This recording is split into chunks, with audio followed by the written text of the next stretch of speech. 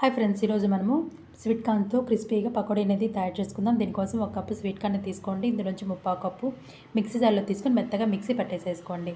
ఇప్పుడు ఒక గిన్నెలోకి స్వీట్ కార్న్, మనం మిక్సీ పట్టుకున్న పేస్ట్, అలాగే 3/4 కప్పు శనగపిండి, సన్నగా పొడుగు కట్ చేసి పెట్టుకున్న ఉల్లిపాయ ముక్కలు, పచ్చిమిర్చి, అల్లం తురుము, కొత్తిమీర, 2 టేబుల్ స్పూన్ల బియ్యం పిండి, కొద్దిగా పసుపు, 1/2 టేబుల్ స్పూన్ జీలకర్ర, 1/2 టేబుల్ స్పూన్ కారము, కొద్దిగా ఉప్పు అనేది వేసేసుకుని ఒకసారి మంచిగా కలిపేసుకోండి. కొద్దిగా నీళ్ళన్నీ పోసుకుంటూ పిండి అనేది ఇలా చూపించిన విధంగా కలిపేసేసుకోండి. ఇప్పుడు దీన్ని బాగా కాగుతున్నలో పకోడీలాగా వేసేసుకోండి. ఇలా పకోడీలా వేసుకునేటప్పుడు ముద్దలా కాకుండా ఇలా విడివిడిగా వేసుకోండి. అప్పుడే పకోడీలు అనేవి క్రిస్పీగా వస్తాయి.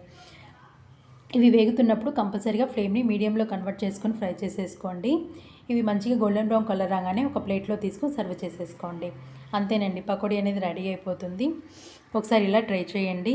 Thank you for watching. Please like, share, subscribe my channel.